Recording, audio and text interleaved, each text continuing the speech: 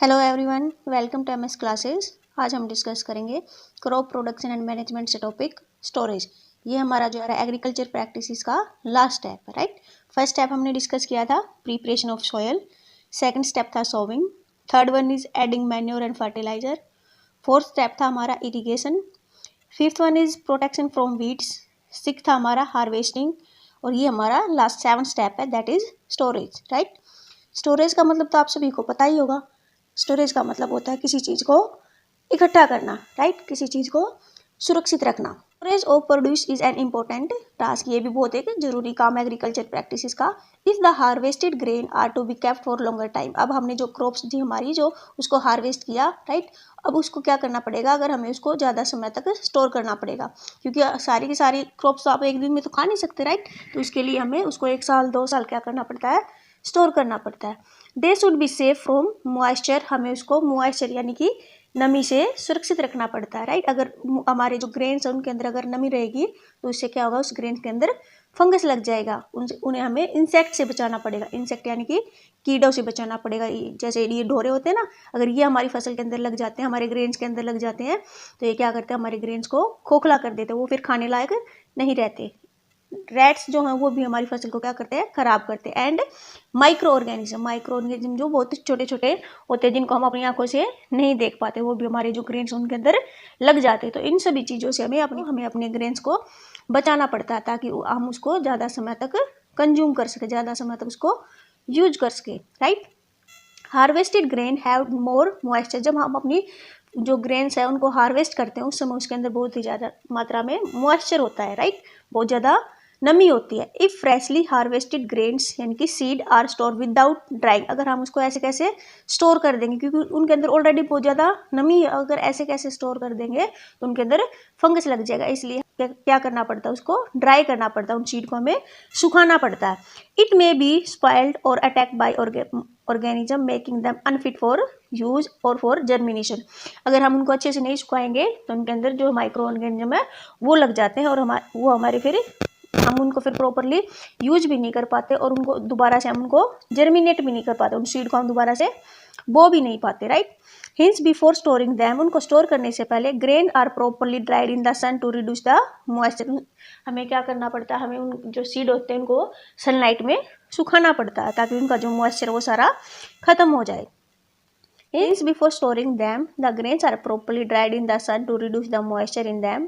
This prevents the attack by the insect, pests, bacteria and fungi. अगर हम अपने grains को प्रॉपरली ड्राई करेंगे तो उनके अंदर जो इंसेक्ट, पैक्ट्स और बैक्टीरिया और फंजाई वो कुछ भी नहीं लगेगा, उनके अटैक से बच जाते हैं, और हमारा जो ग्रेन्स है वो सीड जो हमारे वो सेफली स्टोर हो जाते हैं, राइट।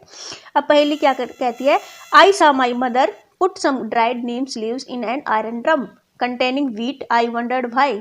अब पहली कहती है कि एक दिन उसने क्या देखा कि उसकी जो मदर है वो एक आयरन के ड्रम में, आयरन के कंटेनर के अंदर कुछ, जिसके अंदर क्या था, व्हीट थे, उनके अंदर क्या डाल रही थी, नीम के पत्ते डाल रही थी। तो उसको समझ नहीं आ रहा था कि उसकी जो मदर है वो ऐसा क्यों कर रही थी। ऐसा वो इसलिए कर रही थी क्योंकि जो नीम होता है वो एक इंसेक्टिसाइड्स होता है, नेचुरल इंसेक्टिसाइड्स होता है, वो जो होता है फंगस वगैरह को लगने नहीं देता, और जो ग्रेन्स होते हैं वो सेफली स्टोर हो जाते हैं, राइट। नेक्स्ट है silos for storage of grains. देखिए ये क्या है, यहाँ पे F stand for food, C stand for cooperation, I stand for India, food cooperation of India. ये उसका गोडाउन है जिसके अंदर क्या होता है कि बहुत सारे ग्रेन को स्टोर करके रखा जाता है, ताकि हमारे देश के अंदर अगर कभी अकाल या बाढ़ वगैरह आए तो उस समय पे ये जो अनाज वो यूज किया जाता है, राइट। ये फूड कोऑपरेशन ऑफ इंडिया का गोडाउन है। नेक्स्ट है storage of grain in gunny bag in granaries. यहाँ पे क्या किया जाता है कि बहुत सारे गन्नी बैग के अंदर हम अपने जो सीड है, हमारा जो ग्रेन्स है उसको स्टोर करके रखते हैं। इनको जो है ग्रेनरीज बोलते हैं, क्योंकि गन्नी बैग्स के अंदर क्या होता है कि हवा लगती रहती है, और जो हमारे सीड है उनके अंदर मॉइस्चर नहीं जा पाता, राइट। यहाँ पे जो हमारे सीड है वो प्रॉपरली सेफली स्टोर किए जाते हैं, right. Farmer store grain in jute bags और मेटेलिक बीन्स। जो फार्मर होते हैं वो अपने अनाज को कैसे स्टोर करते हैं, या तो वो जूट बैग के अंदर रखते हैं क्योंकि उनके अंदर जो है हवा लगती रहती है और मॉइस्चर नहीं होता, या फिर वो मेटेलिक बीन यानी कि मेटल के जो कंटेनर होते हैं उनके अंदर वो स्टोर करते हैं। However large scale storage of grain is done in silos and granaries to protect them from pests like rats and insect, right.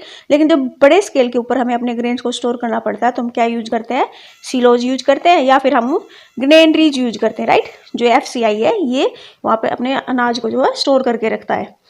Dried neem leaves are used for storing food grain at home. घरों पर हम कैसे store करते हैं अपने अनाज को, उसके अंदर जो लीफ के पत्ते होते हैं,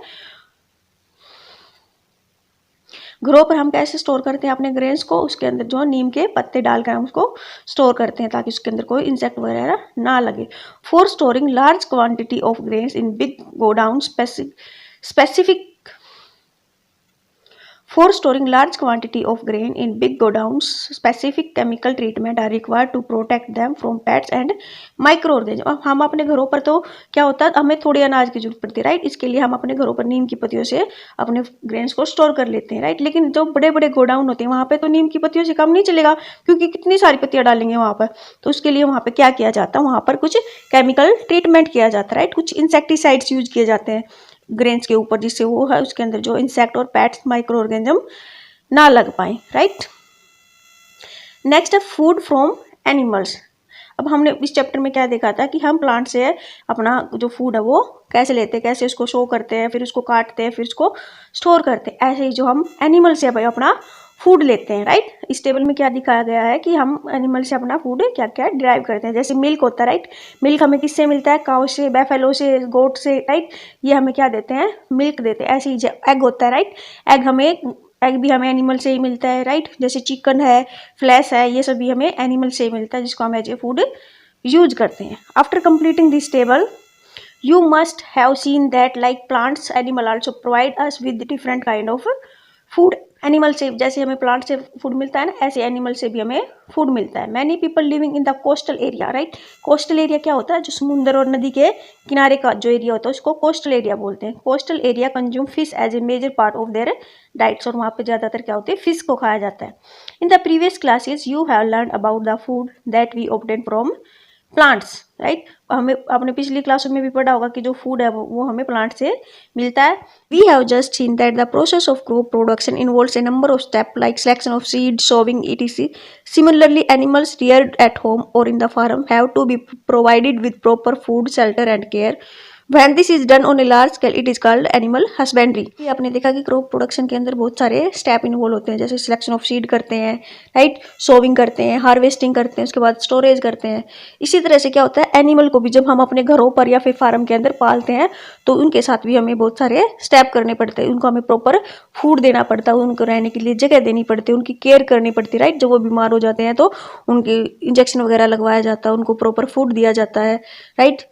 तो इसी तरह से जब हम उनकी केयर करते हैं ऑन ए लार्ज स्केल पर, बहुत ही बड़े स्केल के ऊपर, तो इसको क्या बोलते हैं, एनिमल हस्बेंड्री बोलते हैं इस प्रोसेस। अब पहली क्या कहती है, fish is good for health, we get cod liver oil from fish which is rich in vitamin D. Fish जो होती है हमारी हेल्थ के लिए अच्छी होती है और इससे हमें क्या मिलता है, ऑयल मिलता है जो कि विटामिन डी से रिच होता है, right.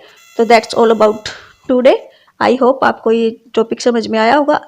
If still you have any problem, you can write in the comment section. I will definitely give the answer. Thank you.